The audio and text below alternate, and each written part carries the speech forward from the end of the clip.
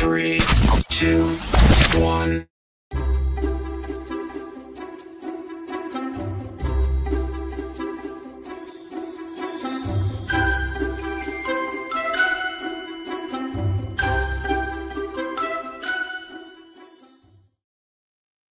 Okay, now here we are again. Here we are. Here we are. Another Hello. week down. We survived. Episodes. We're all up on our game. It is Sunday. I think it's been a long week for everybody. We're all tired. We're ready to go back to work to have a break. That's me because it's the rodents. It's Travis. It's rodents. It's snakes. It's dealing with people. Hey, Samuel, what's going on? One of our sponsors there. Hey, What's up, Chucky. Sammy? How's it going, buddy? Chucky. I don't want to go back to work. Oh, I'm ready, but I'm not. And I know poor Tyler. I don't even know Tyler. Where do you sleep? Usually at night, but not much. Like this much? Yeah. He's young. He doesn't need any sleep. I'm still lucky enough. Like sleep is one thing I do prioritize. Because if I don't get it, I'm not someone who can like function on like 4 hours of sleep. So I need a good like 7 and then I'm good for the day. Yeah. Yeah. Well, my hours got switched. I go in at 5 o'clock in the morning, which means I'm typically there at 4:45. Well, the hours got switched to 7 for this week, but they're back to 5 this coming week. And so I'm like, that's I feel like I'm still on the ship, right? I'm still in motion. I don't know when anything's coming. I'm just kind of hanging on for dear life. Yeah. No, I'm at the point. It's not Pat. Like I woke up this morning, like I wanted to sleep in a bit, but I just woke up this morning with no alarm at like 7:30. I was like, fuck. Oh, if I could do that, I would be so grateful because I get up at 2:30. That's when my internal alarm clock goes off and it doesn't let me go back to sleep. So no, I usually get up at 7:30 or whatever, and then I was like, nah, I'm gonna sleep in today. Nope. So I don't think I've ever slept in. Ever. I have something fun. Ooh, what do you got? I got this.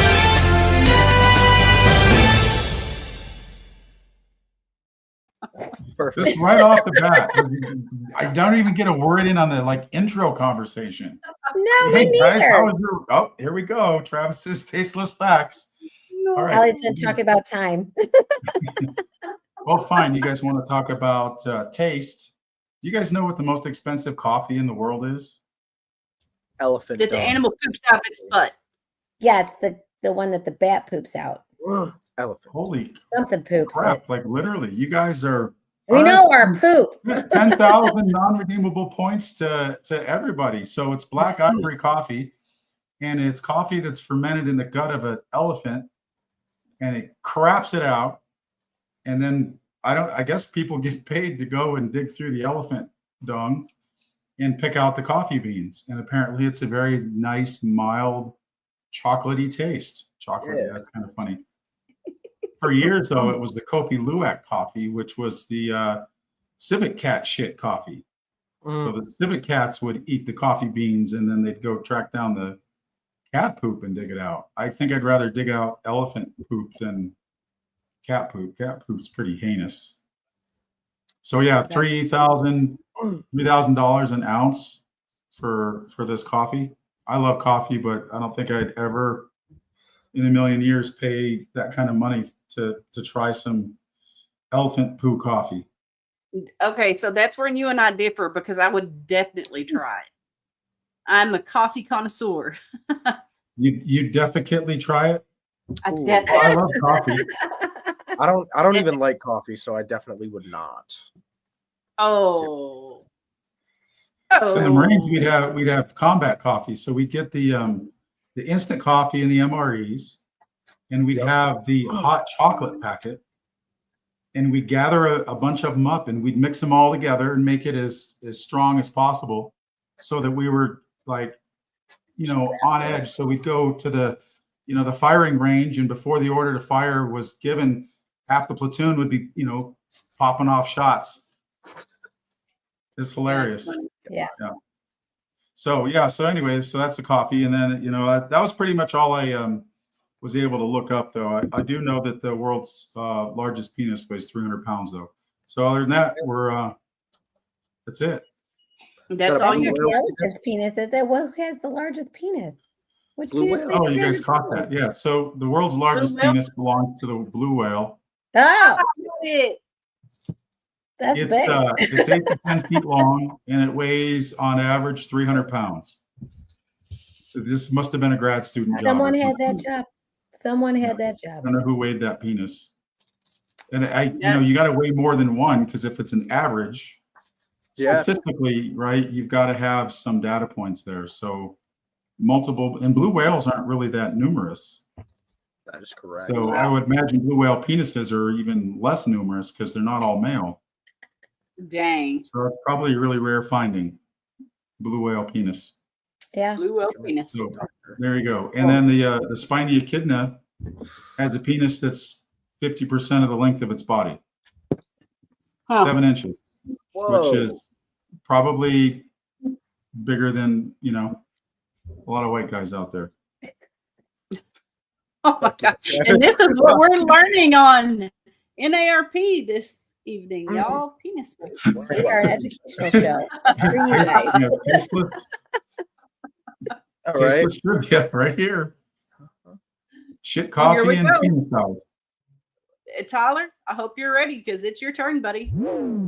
It's Tyler's Just the Tip. Oh, yeah. Oh, yeah. All right.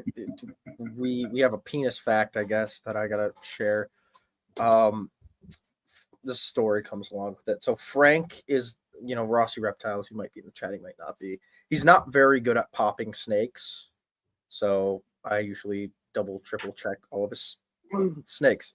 We were at a show yesterday, and I handed him a snake, and he popped it first try. He was like so ecstatic. He texted me today and said, "God, I still can't believe I popped that snake." I was like, okay. With that, the fun fact is snakes are easier to pop when they're in shed. Oh. And they're in shed. Yeah. Males. Yeah. Don't know Okay. why, but they are. So that snake was in shed, and I can't bear to tell Frank that it's way easier when they're in shed. So he will forever. What makes it easier? I have no idea. I don't know if it's a fact or not. I just always have a lot better success, especially doesn't matter with babies or whatever, but like big males, usually adult males, I'm able to pop them with like no problem at all when they're in shed. So I don't know if it's loosening some stuff up or what. Like they're just more relaxed. I don't know, but usually it takes like no time at all. Again, even Frank, who's not the greatest at popping snakes, instantly got it. And I was like, yep. Aren't you glad we don't have to pop blue whales? Yeah, that'd be a How would problem. you even go about doing that? School bus. School bus. Run into the 2 school buses going at a 45-degree angle. Yeah. I think we should kick Sammy because that's not okay. I actually just pulled my 4th clutch 20 minutes ago. So Wow. Nice. Mat 4, I'm still waiting on.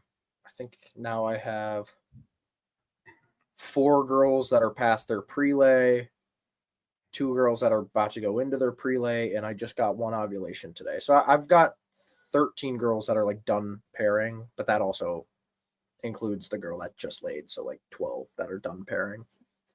So I should have a good amount of clutches by the end of next month. And then I cut my first clutch next Tuesday. Oh, awesome. So that will be nice. It's just, I hate the like little drought of no eggs I usually get.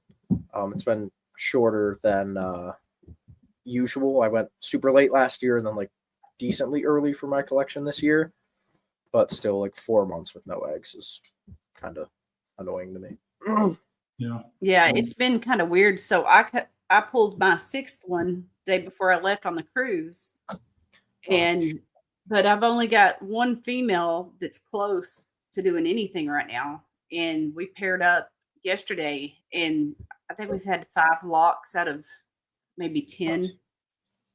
So it's just kind of gonna, I think, trinkle off through the year, and I'm okay with that. I'd rather it be like that than have all of my clutches at the beginning of the year or at the end of the year.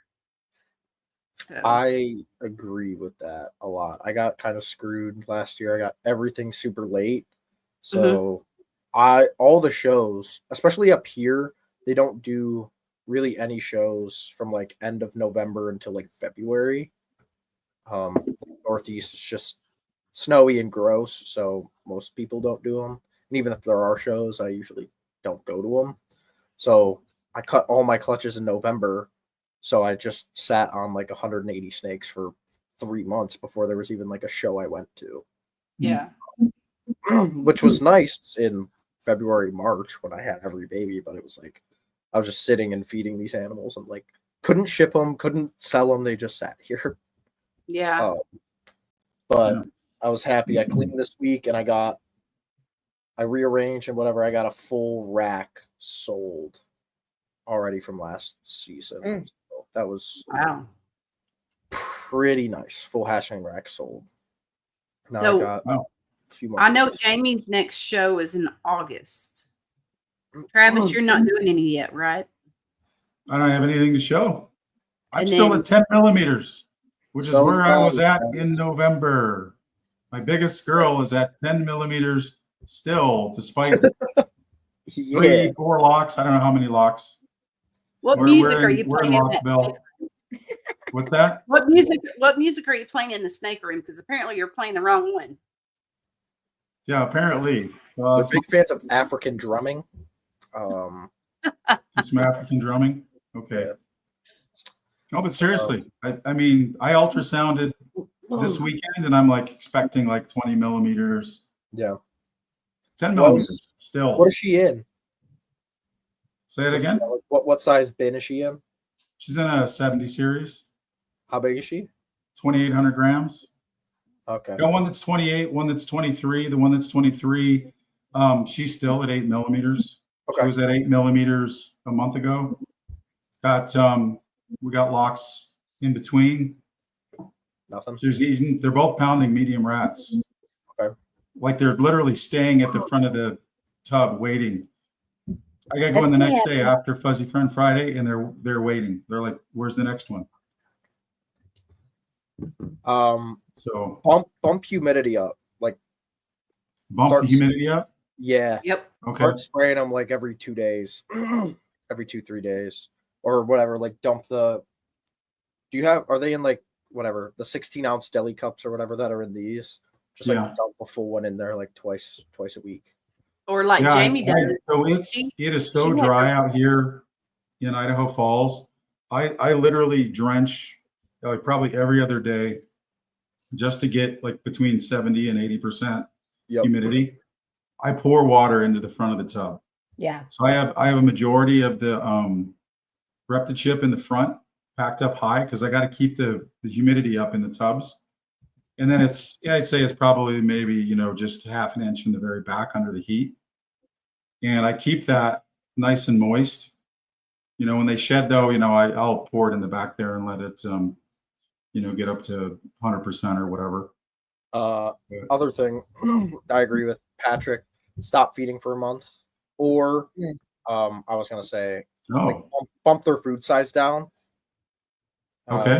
Instead of like feeding them mediums, like feed them like bigger weans or like smalls. Okay. And even like jump them to either don't feed them for a month or like weans like every other week or something. Okay. I like Jamie's trick as well. She cuts up sponges. Yeah, because I have Ooh. everything on paper towels, so I'll wet some sponges and throw them in the back if I need Whoa. extra. That's a good idea, actually. You have everything on paper towels? Yeah. Why?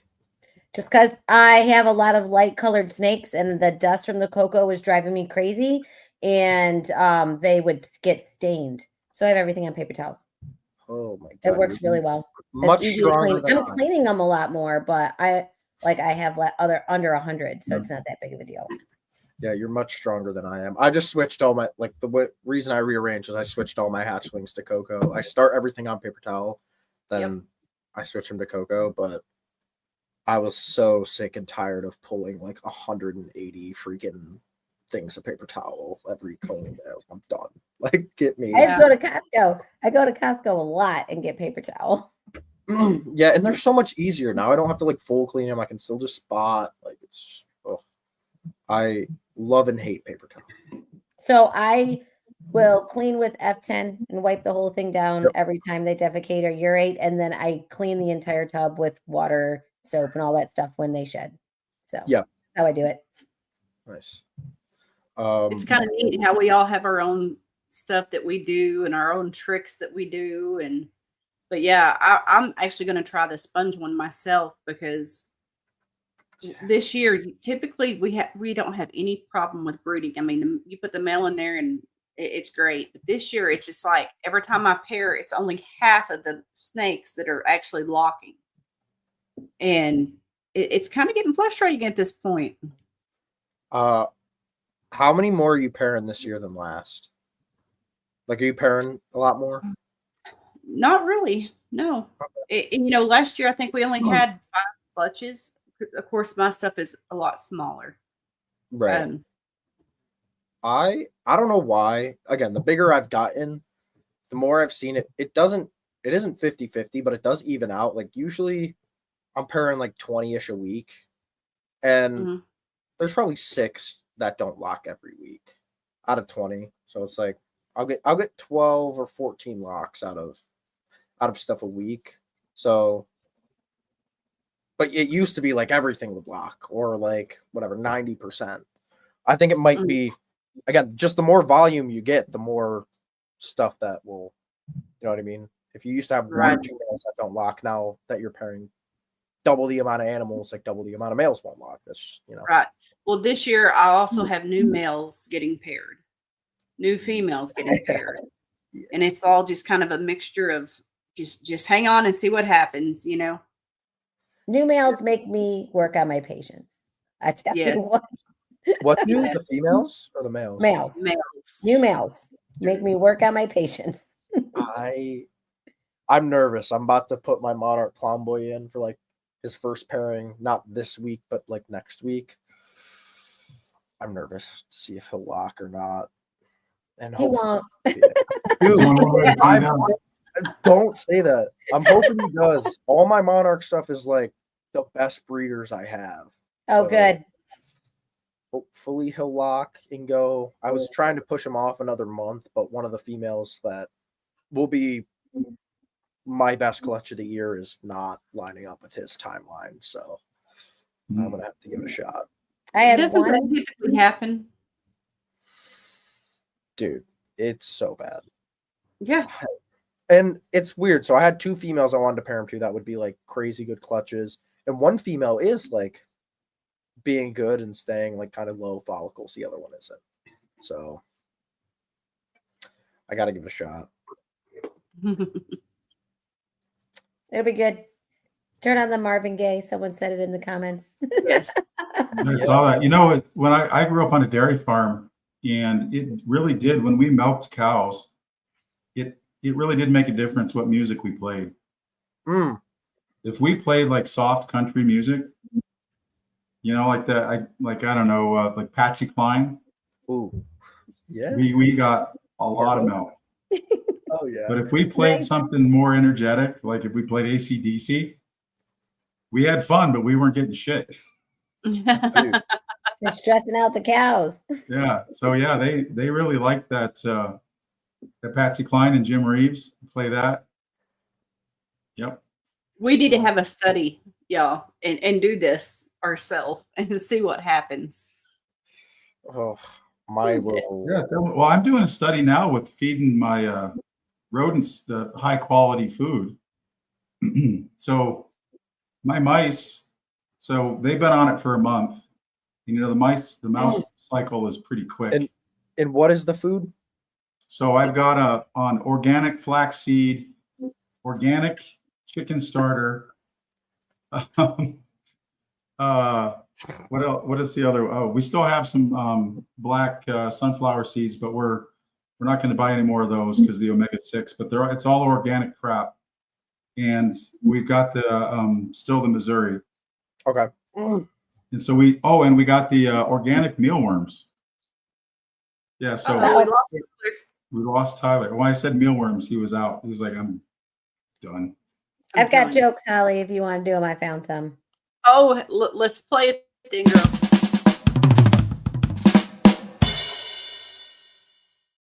Guys, though, you know my jokes are awesome. They're always great. So Here we you go, want to hear y'all. a joke about a roof?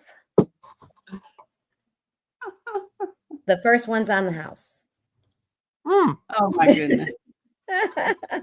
Why is the grass so dangerous? Why is the grass so dangerous? Yeah. Because it's on the other side? Because it's full of blades. Oh my gosh. It's That was funny, a bad you know one. it is.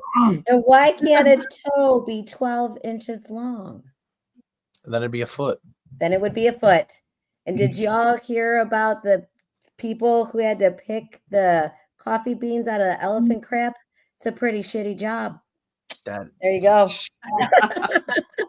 so proud. Emphasis on pretty. And yet we still keep her on the show, everybody. No, I Jamie, know, I'm I'm going. hilarious. I had Josh laughing last week. I'm funny. I don't care what y'all say. Travis, I missed the like really fun part about the rats. Well, it was Oh, so I cut so, out. Sorry. So my wife and I, have gone through this whole this years long, what do you want to call it, journey, to improve our health.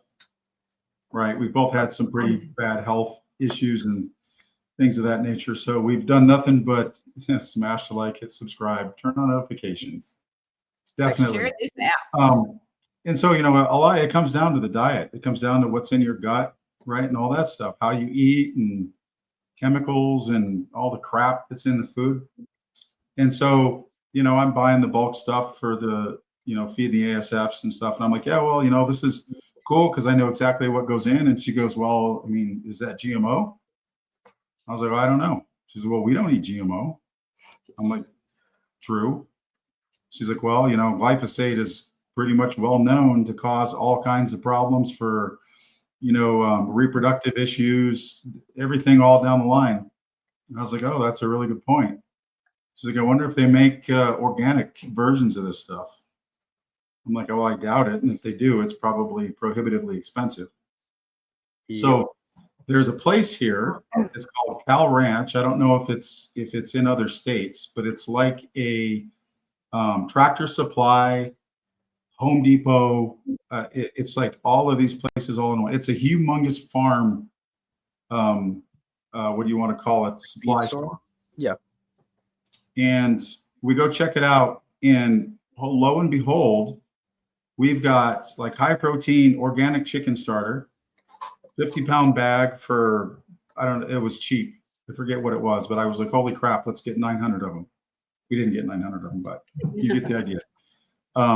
They had soldier fly larvae in big bags. They had the mealworm larvae in big bags. Now, for somebody like you, Tyler, I mean, that's probably super cost prohibitive, but maybe you could have a line of like premium Fuzzy Acres rats or something. I don't know. I do have a story. For a guy like me, I can afford to invest in these higher cost inputs. So we bought all this organic stuff.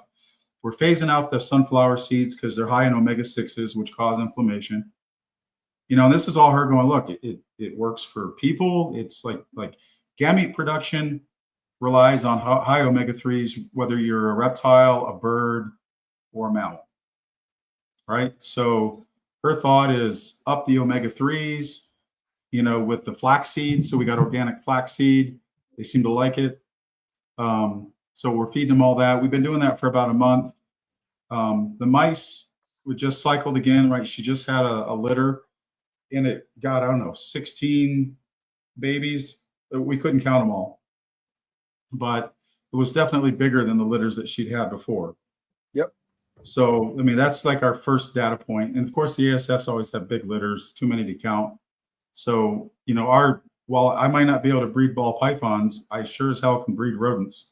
Yeah. Because they're everywhere. That is Oh my Our rodent game is expanding. I want to Oh, cut yeah. in here real quick, y'all, and let you know that Tyler is doing a Texoma 10 for 10% off of your rodent order. Tyler, your website.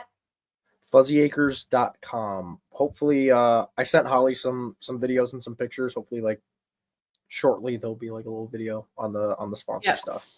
But Yep. yeah, Texoma 10. When you go onto the website, place all your stuff in the cart, you should be able to, like, there's a discount thing at the bottom, promo code Texoma 10% off your whole order, and that does and it's still any orders over $300 are free shipping. That's awesome. Y'all take advantage of that. Yep. And I will say that the rats are good quality. Not only do I promote this, I'm also a customer. Hell yeah. And he has hair, so you can trust him. That's right. You can trust me. I'm not bald. Yeah. I got a couple things on that.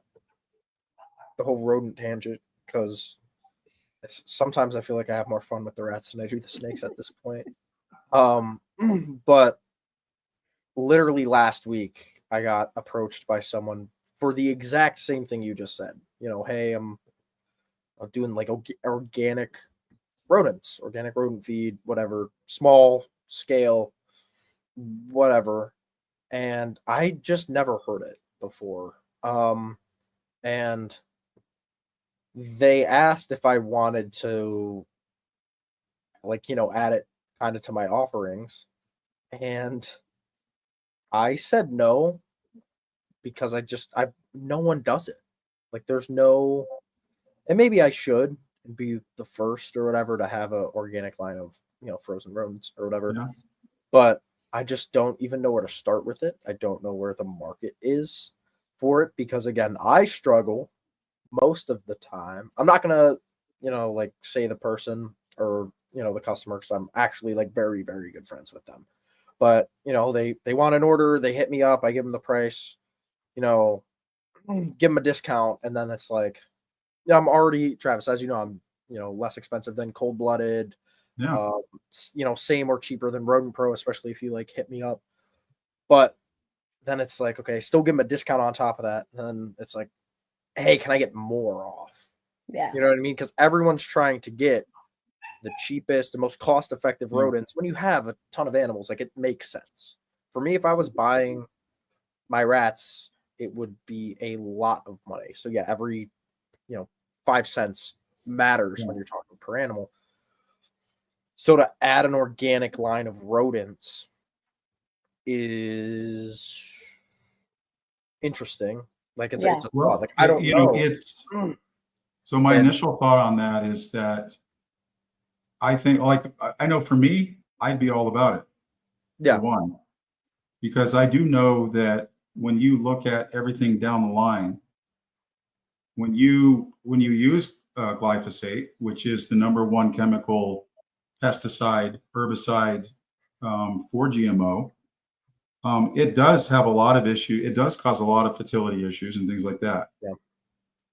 So you get smaller litters, probably, and you're feeding those rats to your snakes. And so those pesticides are amplified by the time they get to the snake. So are you getting smaller clutches? Are you getting more slugs?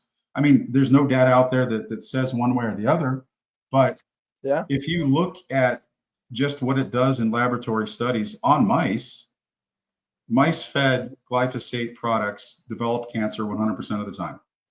Interesting. 100%. And that's you can go to NIH, you can go to, you know, government studies out the wazoo. 100% of the time, mice develop cancer. And if you're feeding that to your snakes, your snakes are getting those chemicals also. So, I mean, it's anecdotal. There's no studies that have been done on snakes, but it would stand to reason that the biology would support that, in my opinion. So, I mean, we're giving it a shot. We're small. My business model is a smaller number of snakes, eventually trying to be a higher end kind of thing, you know, because it makes more money. It makes more sense financially, right? Because the cost of a snake is the cost of a snake. So why spend the money raising a $500 snake instead of a $5,000 snake, right? You get the idea. So I can afford to put that money into the food and see what happens. Yeah. So that's, that's where I'm at. Of course, there's a bunch of other factors, in terms of getting good clutches outside of, diet that I can't account for. So, That's Tyler, you feed Kalmbach or Missouri? Kalmbach 18% protein for everything. All the rats, all Okay. the mice, all the ASFs. So I've done both, and I've played with the protein. So I did notice a lot. The difference is the salt in that food. Say that again? Salt.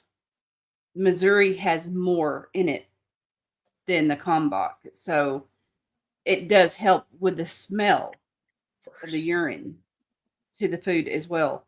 And that, to me, that's a big thing too. Yeah, the Kalmbach is cheaper, but I also like it better for my rodents. The Kalmbach? Yep. Yeah. Kalmbach's really, really good food. So we've used both Missouri and thanks, Shane. It's beautiful, limited edition. The guy who runs the company is pretty sick. Kalmbach's my favorite. What have I used? I've used Missouri, Kalmbach, and there was like one other like store brand, right? When I only had half a rack full of rats. Kalmbach's been the best. I've stuck with it. The only thing I've changed is between 18 and 23% protein. The 23% did make a difference. I'll say that. Maybe a little bit more in the litters. Slightly faster growth, I think, on my weans. But again, running the facility like we do and the scale we're at, the price difference. Kalmbach's is able to move a lot on bulk pricing on the 18, and they're not on the 23. So we still use 18.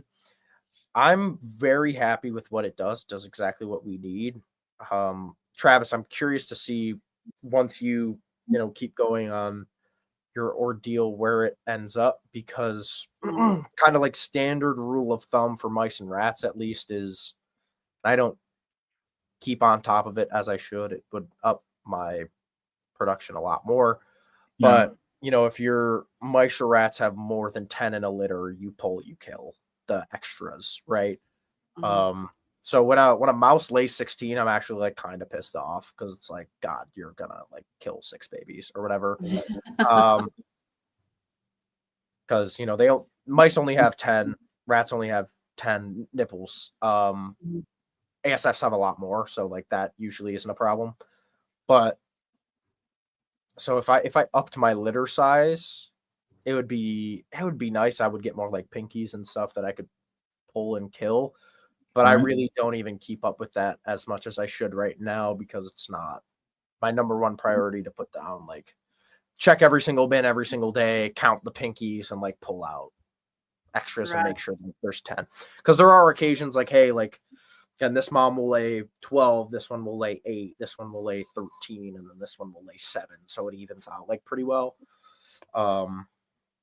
But I'm curious to see where that goes for you. Keep me in the loop, and I'll have to call this person on the organic rodents and see, because I think there is a market for it for your smaller keepers, your like pet keepers, definitely. But does it scale? Yeah, exactly, right? Like, how many of those people do I have to find? Because at that point, I'm not. Again, this week I pulled almost 1,000 weans and smalls on rats. That was less than half of the building. I have another at least 2,000 to pull out of the back this week, but I can get rid of those. You know what I mean? For the prices I sell them at, and there's people who take, bulk frozen and live orders of rodents, right? For the price I sell them at. If I'm at, organic and the feed is X, 2X the cost, is someone going to pay $4.50 for a wean when they could call it a normal wean for whatever, $2? Exactly. I would look at what your local pet stores are selling to the pet people, because it is probably about that price, honestly. Oh, yeah, it is. Yeah. So it's just I- a matter of how to break into that market. Yeah, Because I you're looked used at to that. It's buying like selling in $5 bulk for to a frozen breeders. mouth. It's a different customer. It's Yeah. disgusting, dude. It's gross. Especially now that I sell to a few pet stores in the area. So it's weird when I see like my rats in there, and then like I do weekly deliveries to a couple pet stores out in Buffalo, which is an hour away. So I'll go out there, and they usually have a couple holdovers from the week prior, and I look in there, I'm like, those are my rats. It's like $6.99. It's like, Yeah. Yeah. Oh wow. yeah. Well, so I would say, Tyler, it would scale if you could show everybody that it led to bigger ball python clutches. Oh, 100%. But I don't have That's how it scales. I don't have the scale to do that.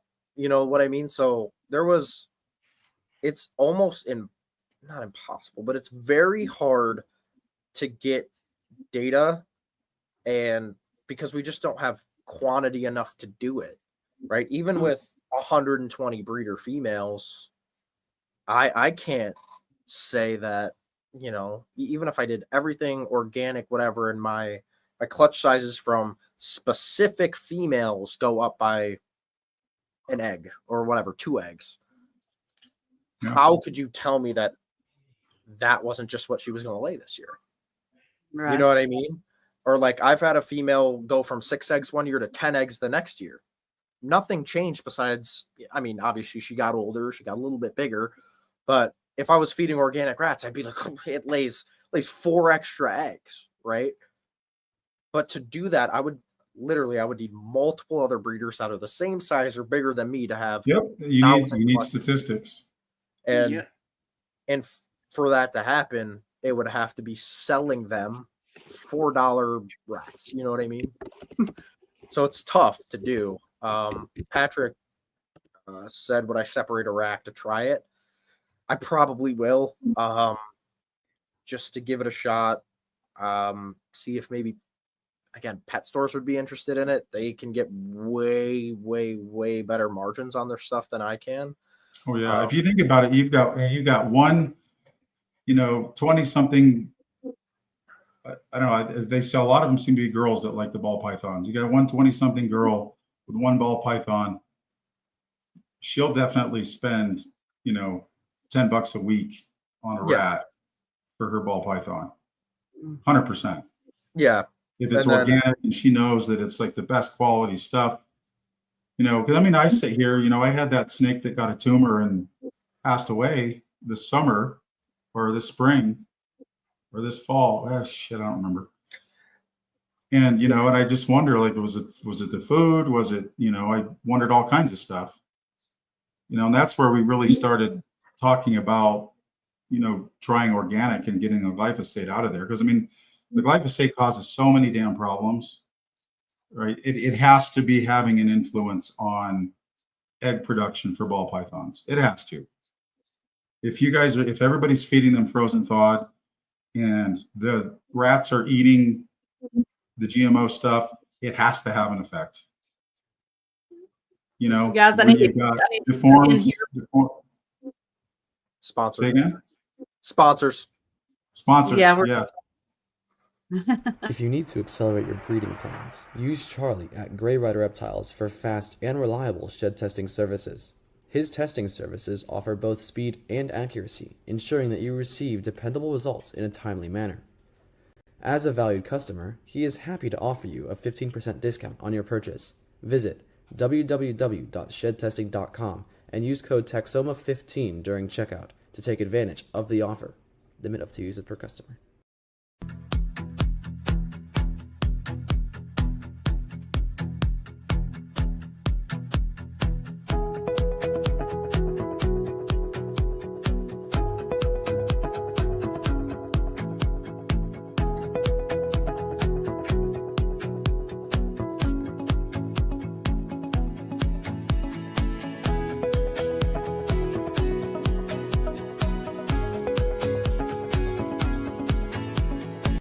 Meet Sammy, a ball python breeder with a specialty in the pipe project. When you meet him, Don't be shy to ask questions about his snakes, as he loves to share his knowledge and experience with others. He is a friendly and approachable guy who is always happy to chat with fellow reptile enthusiasts. Whether you are a seasoned snake breeder or just starting out, Sammy is the perfect person to connect with if you are interested in the Pied project. So keep a lookout for that hot pink shirt. Python Suzy. He's been professionally fondling pythons since April 2024. Before that, it was just for fun. He has balls and golans, and soon he'll have dwarf Burmese pythons in his collection. He loves dark clowns, leopards, and long walks on the beach with sunsets.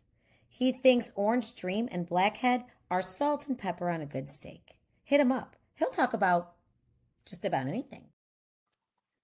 All right. Thank you to all of our wonderful sponsors. Thank you. Snakes. It's a lot of rats. A lot about rats tonight. I don't know if anyone is having, that much fun talking about rats besides myself. It's part of the game. It's part of the game. So much fun. I think I need to start my own rodent podcast. I don't think there's any of them out there, so we'll see. Oh, I don't think so. Oh, that would be interesting. Corner the That would be market on that. Yeah, I don't know. You got time to talk rodents? There's I enough think you're up to people. your ears in rodents. Dude, I know. I don't know. Yeah, well, if I can't make an hour in my week, then I have a problem. Oh, and there's enough people that breed rodents because, when you have snakes, at some point you become a rodent breeder that has snakes. So, dude, yeah, that's a good idea. Yeah, I would tune into that. You know what was one of the saddest things I think I've ever heard in my life was when Patrick came to my facility, I think it was 2 weeks ago, and he said those exact words to me. And there's such a big difference between a snake breeder that has rats and a rat breeder that has snakes. Like, fuck, I'm a rat breeder that has snakes. I have a lot of snakes, so it's like, it's weird to think about, but yeah, I guess. So I say if you produce one rat that gets sold to somebody else for their snake, you are officially a rat breeder that has snakes. No, I'm good to be a rat breeder. Just one. But I was a snake breeder that breeds rats. Now I guess I'm a rat breeder that also breeds snakes, which is sad to me, but it's also fun. I had another point somewhere, but I'll remember it later. We don't know either, Tyler. We're just here tonight. I know I'm just here tonight. Oh my god. So what's been going on? Clutches? What's that? I say y'all got good clutches. I've got 2 in the incubator. I can't cut them until July, so I'm getting ready to turn one though, turn the box around because it's halfway through. So that's all exciting. The little things in life. That's exactly what I look forward to also. My clutches around. Do you find success with that? I've never done it. Yes, halfway through incubation or whatever, you switch. I've never done it. I have only heard of people doing it, so I did it last year, and I've never not done it, but I've only had 3 clutches. So I was debating not doing it this time because I have them in Orbeez and water. So I'm just afraid I'm going to drop them. It's not vermiculite or whatever. What are you turning the eggs for? Just for in case there's a warm spot, and that way you turn them and it's more consistently heated. Yeah. Sometimes the back, if your heat tape's in the back will be a little bit more warmer than the front.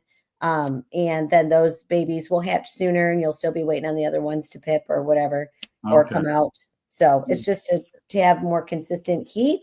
And I've the people I listened to when I first started, they did it. And so I did it last year, but Tyler, you're the first person I heard that doesn't. So, I did actually do it for, I think, my first 2 clutches last year. And then I said, I just, it's 20 clutches deep. I was like, I don't keep track of halfway through incubation.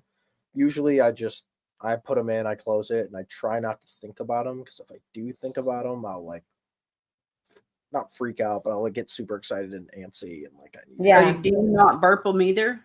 Nope. I put them in, I don't touch them for 55 days.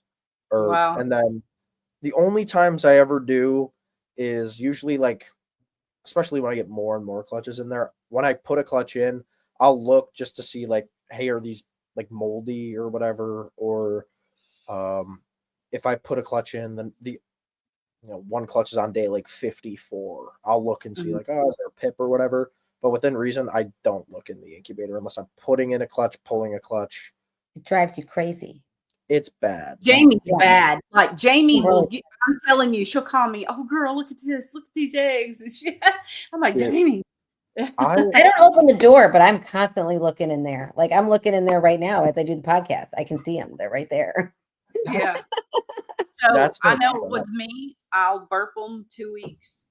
Well, Okay. so at about the 30-day mark, I'll turn them, and then I'll burp them 2 weeks before they're supposed to hatch.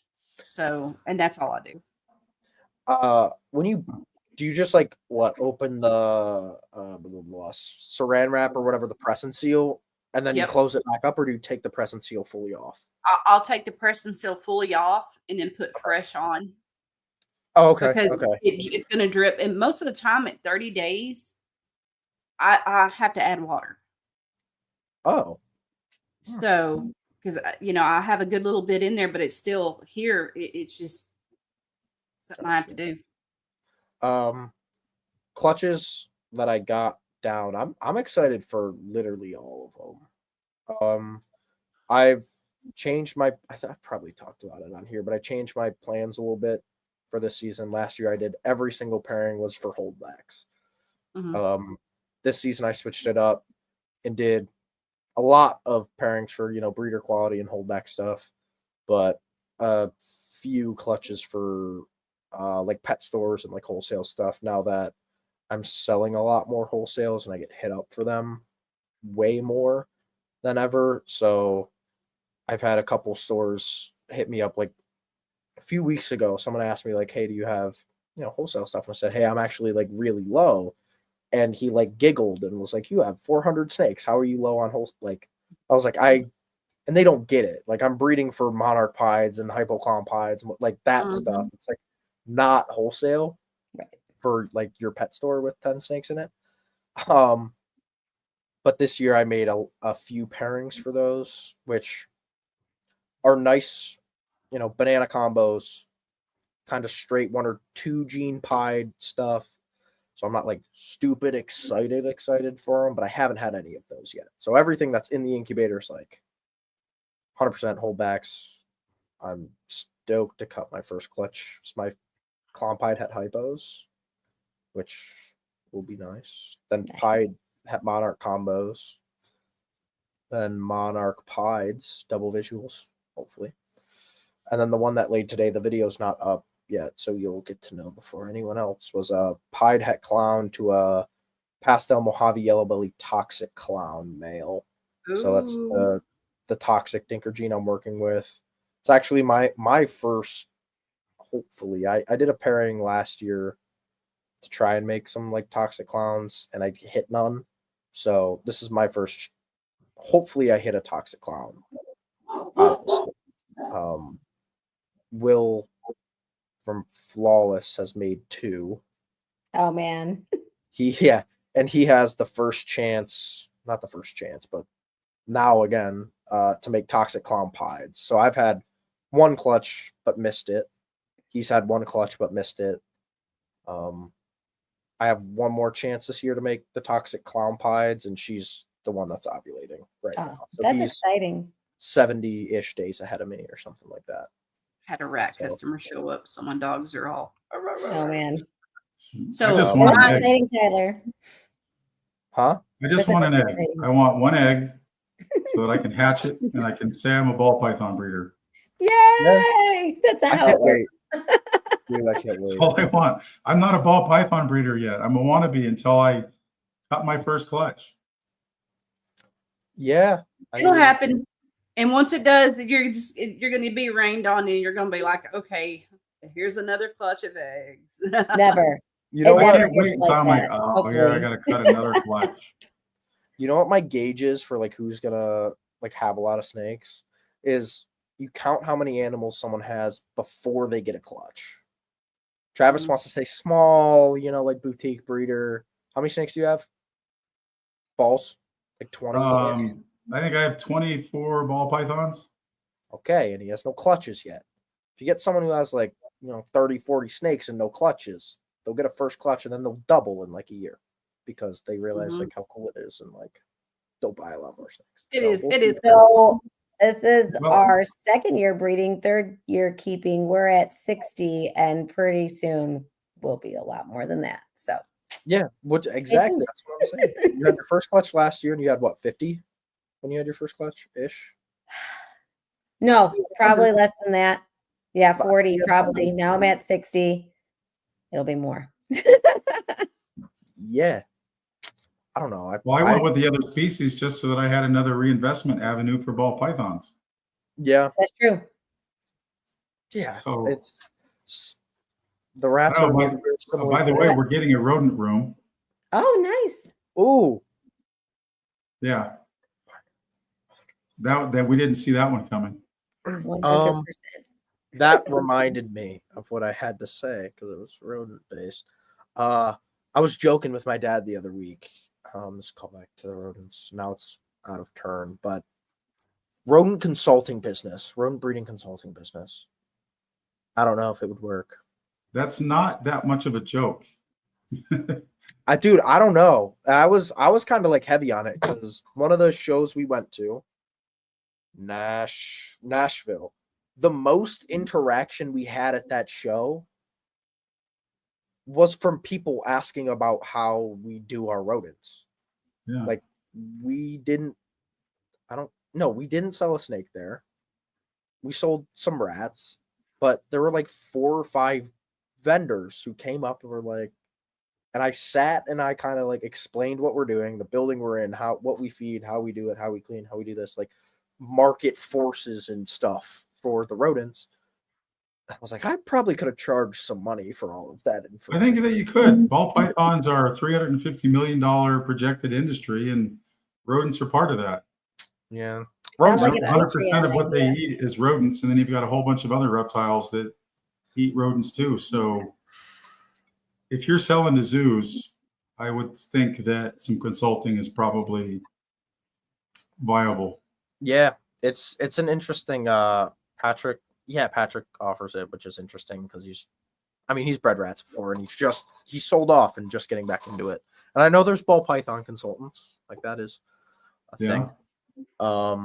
But it's interesting on the rodent side, and it's different than the balls. You have every single different avenue you can go with the balls. Rats are rats, man. I mean, again, besides the organic ones, you're giving direct competitors your secrets and information to produce more animals and take part of your market share. So Yeah. that was the one thing I was like, I don't know.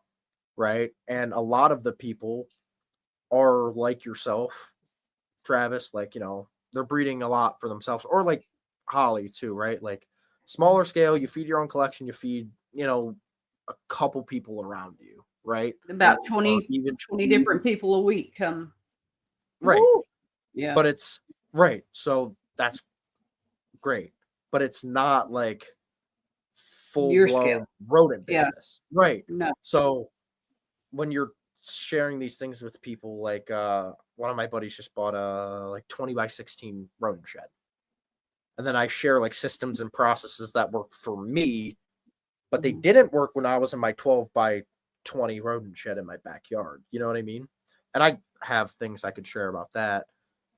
But like, you're trying to scale up these people who aren't thinking, most people aren't thinking like, yeah, rodent business, this is like what I want to do. It's mostly you just do it to feed your own stuff and pay for food, pay for the rodent food. Yeah. And another thing, Tyler, is what sexes are you selling them? So I have a customer who reached out to me multiple times wanting some ASFs. Well, then she got upset because I wasn't giving females. And I'm like, if you want a trio, that's a different price. Yeah. That's Patrick has told me multiple times. Same thing.